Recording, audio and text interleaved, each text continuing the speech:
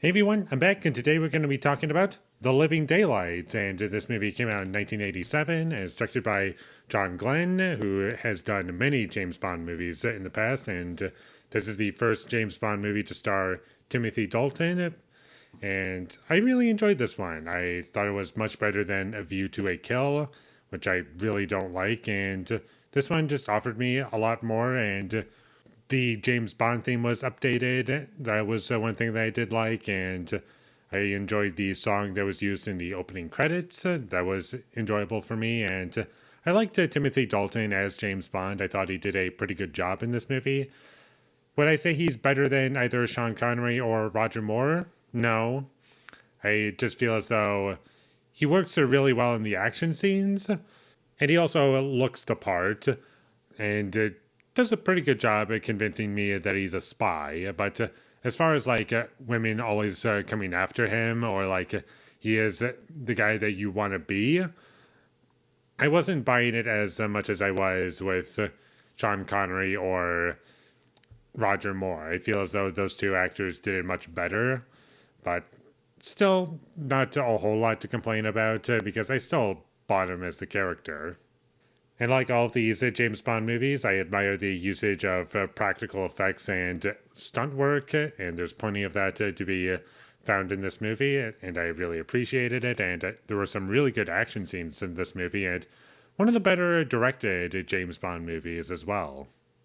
Like, I was really enjoying how it was shot, especially in this movie. Not saying it was like a huge improvement, but still definitely memorable aspects to the cinematography for sure. Like, I can remember shots in this movie at the very least. There was one editing choice that I found to be kind of funny, and it was just when the one woman towards the beginning was unzipping her shirt, and you had like a little crowd cheering in the background because it was on the TV. That was kind of funny. And I did appreciate that this movie was trying to be a bit more grounded than the Roger Moore James Bond films.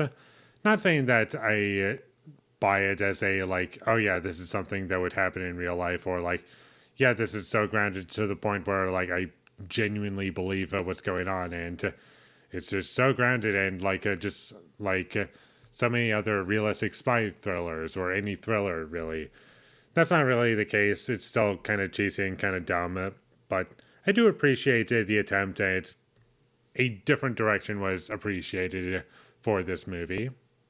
I also enjoyed the story for this movie, which is not something I can say for every James Bond movie. Normally, I just don't care where the story goes, and I just want it to be nice, simple entertainment. And if it succeeds at that, then you get a good movie. And this movie definitely does that, but also has a story that I was genuinely enjoying, and I was like, yeah, this is kind of fun, and I'm enjoying where things are going. And there's some nice surprises along the way that maybe you can see coming, but it's still fun to see on the screen. And there are parts of this movie that are genuinely memorable that I liked a lot. And I do have some criticisms with this movie. I didn't think it was a perfect movie.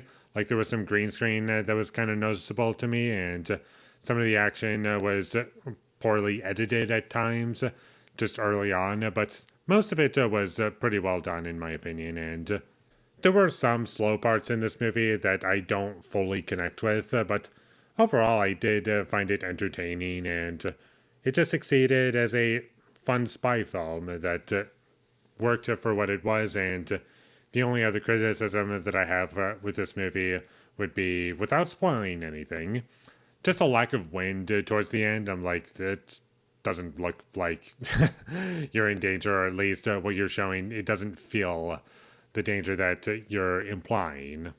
But I can't get into specifics because that would dip into spoiler territory. So I'm just going to leave it at that. Just a lack of wind. Like, where did the wind go? It was kind of there, but I didn't really feel the impact. And that's about all I have to say about The Living Daylights. It was good, enjoyable, fun. Definitely will be watching this one again. I thought it was good, and I would recommend that you check it out. So definitely check this movie out whenever you get the chance. And with all that being said, I'm going to give The Living Daylights a 7 out of 10. Thank you for watching my videos. As always, if you enjoyed this review, be sure to leave a like and comment down below what you thought of The Living Daylights, and my social media links. They will all be in the description, so follow me there. And last but not least, subscribe to be a part of Foley Nation, and I'll see you when I get my next review up, and that is going to be for one of two things.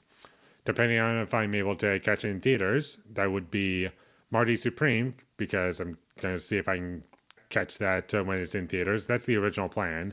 I only have, from the time of me recording this, one day to catch it. Or if that doesn't go through, I'll be watching The Other Side of the Wind, will be the other movie that I will be watching if I'm unable to catch Marty Supreme. So one of those two. Hopefully I can catch Marty Supreme. I'm really hoping that I will. If not, then oh well. And also, one last thing to mention, I am planning to do another Blu-ray collection video, but that's going to be a little bit delayed because I'm still working on my audio to see if that's going to be working well enough, or it's just going to be terrible, or I just have to like suck it up and just like put it out there and to give you what my collection is. We'll see what happens. I'm hoping everything's going to be fine. So look forward to all those things when I get them up. But until then, thank you for watching and have a great day.